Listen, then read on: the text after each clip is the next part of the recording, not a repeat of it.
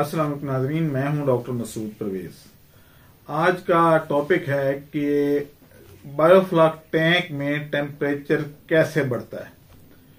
और काफ़ी लोगों को इस बारे में कन्फ्यूजन थी और नाम निहाद जो साइंसदान है पाकिस्तानी, वो साइंसदान क्या हैं तो वो 5 जमातें पढ़े हुए या 8 जमातें पढ़ा हुआ है, लेकिन ये है कि वो क्योंकि हमारे यहाँ कल्चर ये है कि अगर आप नाई के पास भी चले जाएं और हजामत कराते हुए उससे कह दें कि जी मुझे जो है कैंसर है या मेरे फलां रिश्तेदार को कैंसर है, तो वो नाई आपको नुस्खा दे देता है। अब यहाँ पे भी इस तरीके से वो नुस्खा देने वाले लोग बहुत ज्यादा हैं। अब सूरत हाल ये है कि जब टैंक हम बनाते हैं तो लोगों को अक्सर कंसर्न होता है कि जी गर्मी बड़ी पड़ती है हमारे इलाके में, हम मुल्तान से बोल रहे हैं, तो डॉक्टर साहब ये बताएं कि हमारे इलाके में मछली पाल जाएगी। तो भाई दरिया में मछली पाली रही है ना, टेम्परेचर वो मुल्तान का ही आएगा, उसके ऊपर जैकबाबाद में भी वही। तो सूरत हाल ये है कि टेम्परेचर जो है वो पानी का उस हिसाब से नहीं बढ़ता जितना हवा का बढ़ता है। हवा क्योंकि पतली होती है, मॉलिक्यूल दूर दूर होते हैं, जल्दी गर्म हो जाती है, और हवा में जो गर्म होने की जो कैपेसिटी है वो जल्दी होती है, गैसेस जल्दी गर्म होती हैं, लिक्विड उससे देर से गर्म होता है। अब जहां तक पानी का सवाल है, पानी जो है ये एक बफर के तौर पे काम करता है। बफर ये कि जो अपनी साख्त को बड़ी देर से चेंज करता है, रेजिस्ट करता है चेंज होने में। अगर आप ये देखें कि 100 डिग्री पे पानी जो है वो 100 डिग्री से ज्यादा उसका टेम्परेचर जा ही नहीं सकता, क्योंकि वो जितनी एनर्जी आप लगाएंगे वो उसको वेपर्स बनाने में काम आ जाएगी। अब जब हमने बायोफ्लॉक टैंक बनाना शुरू किए तो लोगों ने कहा जी कि क्योंकि इसकी हाइट कम है तो ये तो पानी गर्म हो जाएगा, यानी उसका डायामीटर नहीं देखा उसको, क्योंकि उनको पता ही नहीं था कि ठंडक होती कैसे है और इसमें क्या साइंस है। बात सादा सी थी। होता यह है कि जब आप डायामीटर बढ़ाते हैं तो सरफेस एरिया भी बढ़ जाता है, उसमें से इवेपोरेशन, जब सरफेस एरिया बढ़ता है तो इवेपोरेशन भी ज्यादा होती है, और जब इवेपोरेशन ज्यादा होती है तो पानी ठंडा होता है। जैसे घड़े में आप पानी रखते हैं तो उसमें से इवेपोरेशन होती है, अब इवेपोरेशन जब होती है तो घड़े का पानी ठंडा हो जाता है।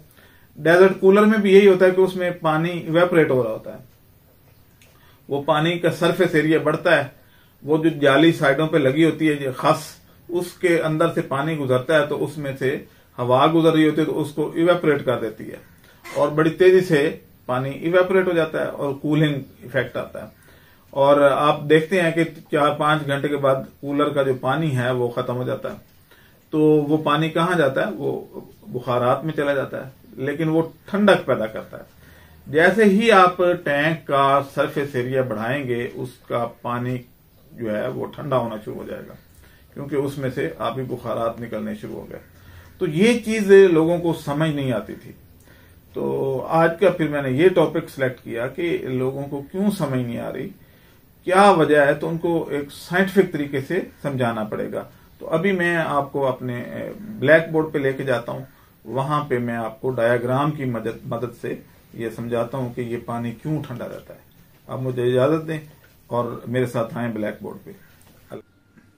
आए मैं आपको दिखाता हूं कि हमारे टैंक में टेम्परेचर क्यों नहीं बढ़ता, और जो जिसकी हाइट ज्यादा होती है उसमें टेम्परेचर बढ़ने के चांसेस क्यों ज्यादा होते हैं।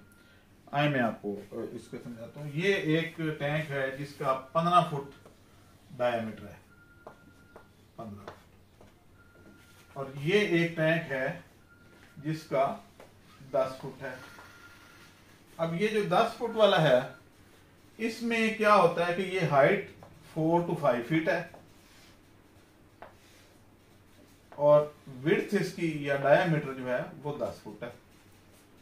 अब होगा क्या कि इसके पास सरफेस एरिया, ये वाला सरफेस एरिया जो ऊपर वाली सतह है ये कम है, तो यहां से इवेपोरेशन उसी हिसाब से पानी कम इवेपोरेट होगा, और जब पानी कम इवेपोरेट होता है यानी आबी बुखारात कम बनते हैं, तो क्या होता है कि टेम्परेचर जल्दी डिक्रीज नहीं होता। जितने ज्यादा आबी बुखारात बनेंगे उतना ही ज्यादा ही टेम्परेचर नीचे जाता है।